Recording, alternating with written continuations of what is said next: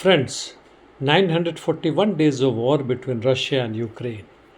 In southern war zone on Kherson, no significant changes, while in Zaporizhia, the Russian army's offensive operation seems to be intensifying towards north of Marfopal and in Polohi district.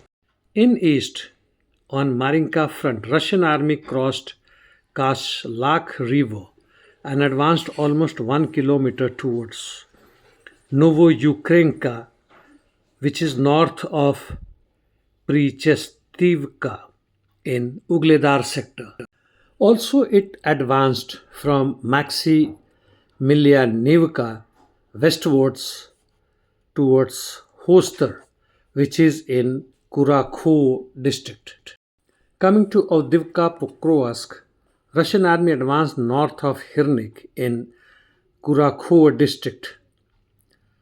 Pro-Ukrainian channels claim that Ukrainians regained almost 500 meters in Marinka area, that is near Solidev or Selidov. Though it accepts that Russian army advanced south of Ukraine's Hirnik or Kirnik line. Its offensive operations towards Sukurini village is continuing. In Toretsk, Russians made some marginal gains in Toretsk city as well as around New York. Bakhmut Chasivyar, no significant changes, while north of Soledar in Siversk, ISW claims that Ukrainians managed to gain some territory. No specification given. Coming to northeast Ukraine, that is Kupian, Swato, Kremina sector, Russians advanced Neveskoye and Makiivka, which as per a day before report, Russians had held 60%, but now it seems that they have fully taken over this particular establishment. That is both sides of Zerebets river. It also advanced in Zuravka Gully area as of yesterday. North of Kharkiv Slobozansk direction, ISW claims that both Ukrainians as well as Russian army advanced in Volchansk. While Russians advanced north of Tikhe, Ukrainians made some gains in central Volchansk. Now coming to Kursk in Glushkovo district, Russians' offensive operations continuing on most of the front, while Ukrainians' offensive operations towards Vasilyev seems to have managed some small gains and have reached in southern outskirts of Vasilyev and adjacent forest belts. Korinovo district, Russians' offensive operation near Kremennoe continuing, while no other significant changes. Coming to Sudza district, Ukrainians withdrew up to Plekho after losing Borki.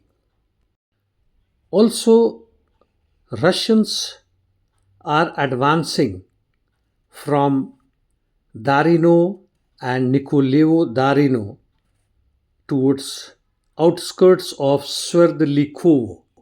They have also entered in Uspenovka. Northeast of Sudza, another district, Bolse Saldetskoye, Ukrainians shelled a gas distribution station and probably destroyed it. Heavy interdiction missions continuing from both the sides. Ukrainians' drone operations continue in Belgorod, DPR, Bryansk and other regions. Now coming to Palestine Israel Middle East. Macron has pledged solidarity with Lebanese people. Isn't it a hypocrisy? While in Jenin, that is West Bank, IDF killed 7 Palestinians and so far they have detained 11,000 of them. IDF bombarded heavily in Beirut and adjacent areas and they have liquidated head of Hezbollah Special Operation Commander Aqib. Gaza Strip normal operations from both the sides continuing and it is evident that the war is already escalating in Middle East.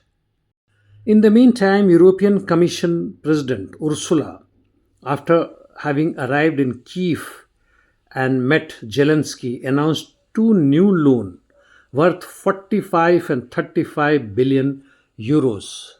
If I quote earlier statement by Stoltenberg, ex NATO Secretary General, it's a great investment by European Union as well as Western powers.